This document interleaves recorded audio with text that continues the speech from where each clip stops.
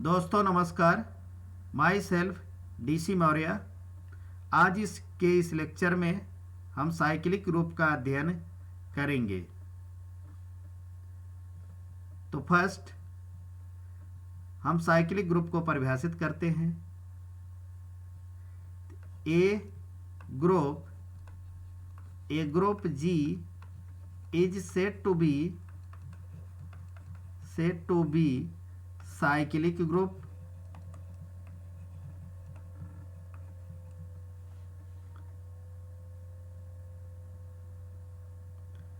if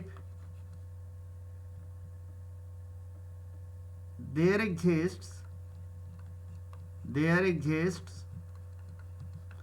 an element A belongs to G such that G is equal to A, that is G can be generated by a single element। मैंने अगर G के अवयवों को एक ही element से हम एक या कुछ एलिमेंट से हम प्राप्त कर लें तो कहते हैं कि G क्या है, साइक्लिक ग्रुप है। जैसे एग्जाम्पल के लिए हम G को देखें तो G equal to 1 omega square, यह ग्रुप को लें तो यहाँ पर क्या होगा कि इसको हम इसके एलिमेंट्स को कैसे प्राप्त कर सकते हैं, सिर्फ ओमेगा से भी प्राप्त कर सकते हैं या सिर्फ ओमेगा स्क्वायर से भी सभी एलिमेंट्स को दर्शाया जा सकता है। यानी कि ओमेगा को यहाँ मल्टीप्लिकेटिव ग्रुप है, ये जी जो है हमारा ये मल्टीप्लिकेटिव ग्रुप है। सो जी ओमेगा को ओमेगा से मल्टीप्लाई करेंगे तो इसको ओमेगा स्क्वायर प्राप्त हो जाएगा और उसको ओमेगा को ओमेगा से 3 बार मल्टीप्लाई कर दे तो हमें 1 मिल जाएगा। तो मीन्स ओमेगा से ही हम 1 और ओमेगा स्क्वायर को भी प्राप्त कर सकते हैं।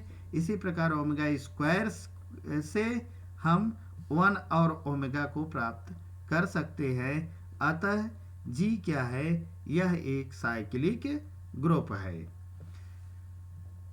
तो नेक्स्ट हम फाइनाइट साइक्लिक ग्रुप के लिए देखें तो एक फाइनाइट साइक्लिक ग्रुप कोई फाइनाइट ग्रुप साइक्लिक होगा यदि उसमें एक ऐसा एलिमेंट विद्यमान हो जिसका आर्डर जो है वह ग्रुप के आर्डर के बराबर हो जाए तो वह फाइनाइट ग्रुप साइक्लिक ग्रुप कहलाता है। ये finite group is said to be cyclic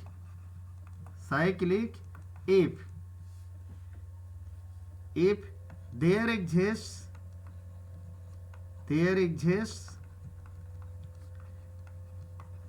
an element A belongs to G such that इस प्रकार से विद्यमान हो कि order of A equal to order of G और इस केस में G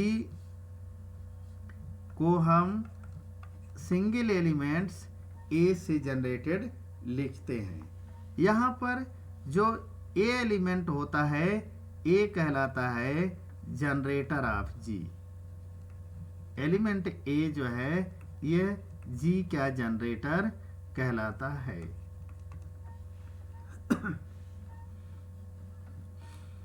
तो एग्जाम्पल के लिए G equal to 1 omega square है तो इसमें भी order of omega equal to 3 है, order of omega square equal to 3 है और आर्डर ऑफ G आल्सो 3 है।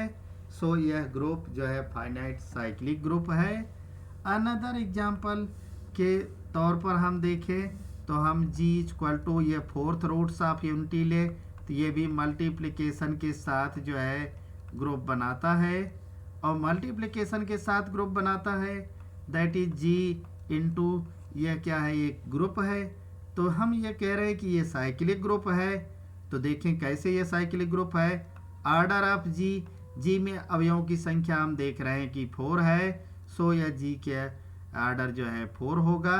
और यहाँ पर एलिमेंट्स का ऑर्डर देखें तो -1 का ऑर्डर होगा 2, यहाँ पर क्योंकि -1 को 2 बार मल्टीप्लाई करने पर 1 मिलता है। इसी प्रकार ऑर्डर ऑफ आई यह है 4, ऑर्डर ऑफ -i यह है 4, और ग्रुप का ऑर्डर भी 4 है। तो हम कह सकते हैं कि जी को ये लिख सकते हैं कि एक एलिमेंट i से जनरेटेड लिखा जा सकता है, या फिर -i से जनरेटेड इसको लिखा जा सकता है। और इसी i से हम g के सभी एलिमेंट्स को प्राप्त कर सकते हैं। जैसा कि i को हम अगर 2 बार ऑपरेट करें तो -1 मिलेगा, i को हम 3 बार ऑपरेट करते हैं तो हमें प्राप्त होता है 3 बार ऑपरेट करने पर -i मिल जाएगा। i को हम 4 बार ऑपरेट कर दें तो हमें मिल जाएगा 1। तो इस प्रकार से i के अलावा जो इस ग्रुप के एलिमेंट्स हैं 1 -i और -1, ये सभी एलिमेंट्स हम इसी से प्राप्त कर लेते हैं। 2 बार मल्टीप्लाई करने पर -1 हो गया, 3 बार मल्टीप्लाई किया तो -i, और 4 बार मल्टीप्लाई कर दिया तो 1 मिल गया। तो सेम इसी प्रकार से -i से भी हम ये प्राप्त कर सकते हैं। -i को 2 बार मल्टीप्लाई किया तो हमें मिल गया क्या, -1।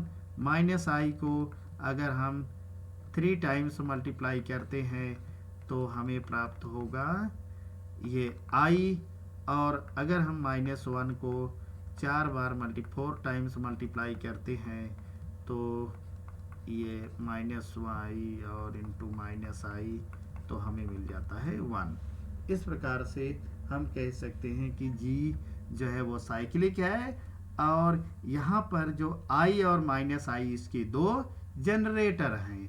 ये i और -i ये क्या है, जनरेटर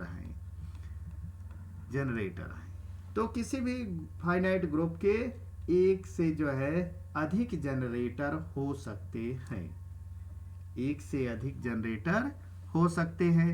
तो नेक्स्ट इसी प्रकार से हम एक और एग्जांपल अगर ले तो जैसे Z6 ले, Z6 में अवयवों की संख्या 1 0 1 2 3 4 5 ये 6 एलिमेंट्स होंगे। और Z6 किसके साथ है यह बनाएगा ग्रुप, एडिशन मॉडुलो 6 के साथ ये ग्रुप बनाता है। और इसका ऑर्डर जो है Z6 ग्रुप का ऑर्डर होता है 6।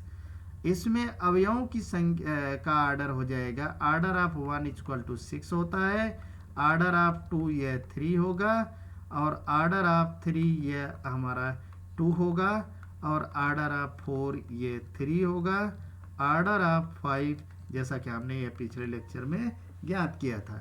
यहाँ पर 6 और 1 और 5 का जो ऑर्डर है ये 6 है, और इसलिए हम Z6 को यह लिख सकते हैं कि 1 से जनरेटेड लिख सकते हैं, या फिर हम 5 से लिख सकते हैं, या इन दोनों को एक साथ लिख सकते हैं। यहाँ 1 और 5 क्या होगा, इस फाइनाइट ग्रुप के लिए जनरेटर होगा, और Z6 एक साइक्लिक ग्रुप होगा। जैसा कि आप देख सकते हो कि 1 को 1 में ऐड करने पर 2 मिलेगा, 3 मिलेगा, 4 5, और इस प्रकार से हम 0 प्राप्त कर सकते हैं 1 से। और ठीक इसी प्रकार से 5 को 5 में ऐड करके हम ग्रुप के सभी एलिमेंट्स को प्राप्त कर सकते हैं। जैसे 5 को अगर हम एडिशन मॉडुलो 5 ऐड करते हैं तो हमें क्या मिलता है, तो देखेंगे कि 5 को 5 में ऐड करने पर हमें प्राप्त होगा, 5 को 5 में एडिशन मॉडुलो 6 के साथ ऑपरेट करने पर यह 10 आता है, जो कि 4 के बराबर है। तो 5 को 5 में ऑपरेट करने पर यह हमें 4 आ गया। और इसी प्रकार से 5 को अगर हम 3 बार ऑपरेट कर दें तो हमें क्या मिलेगा, यह मिल जाएगा 3 प्राप्त हो जाएगा। 5 को जो है 5 में हम 4 टाइम्स ऑपरेट कर दें तो हमें क्या मिल जाएगा, 2 मिल जाएगा। और 5 को हम 5 में 5 टाइम्स ऑपरेट करें, ऐड कर दें, तो यह हो जाएगा 1 प्राप्त हो जाएगा। और 5 को 5 में ऑपरेट करने पर 6 टाइम ऑपरेट करने पर ये हो गया 6 टाइम, ये प्राप्त होगा 30 जो कि 0 के बराबर है। तो इस प्रकार से हम देख रहे हैं कि 5 को 5 में ऑपरेट करने पर 0 1 2 3 4 अन्य सभी एलिमेंट्स हम ये प्राप्त कर लेते हैं, और 5 तो है ही। तो इस प्रकार से ग्रुप के सभी एलिमेंट्स को हम 0 ये ओनली 5 से ही प्राप्त कर लिए। सो जो है 5 इस ग्रुप का जनरेटर हुआ, जिससे कि सभी एलिमेंट जनरेट किए जा रहे हैं। तो यह 5 साइक्लिक ग्रुप हुआ, और यहाँ 1 और 5 क्या हो गया, जनरेटर एलिमेंट्स हुआ, जनरेटर एलिमेंट्स। अब हम देख लेते हैं कि इनफाइनाइट साइक्लिक ग्रुप क्या है। इनफाइनाइट साइक्लिक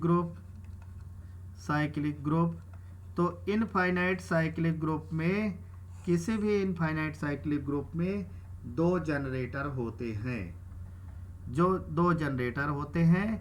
उदाहरण के तौर पर यह जेड एडिशन बाइनरी ऑपरेशन के साथ एक इनफाइनाइट साइक्लिक ग्रुप का उदाहरण है।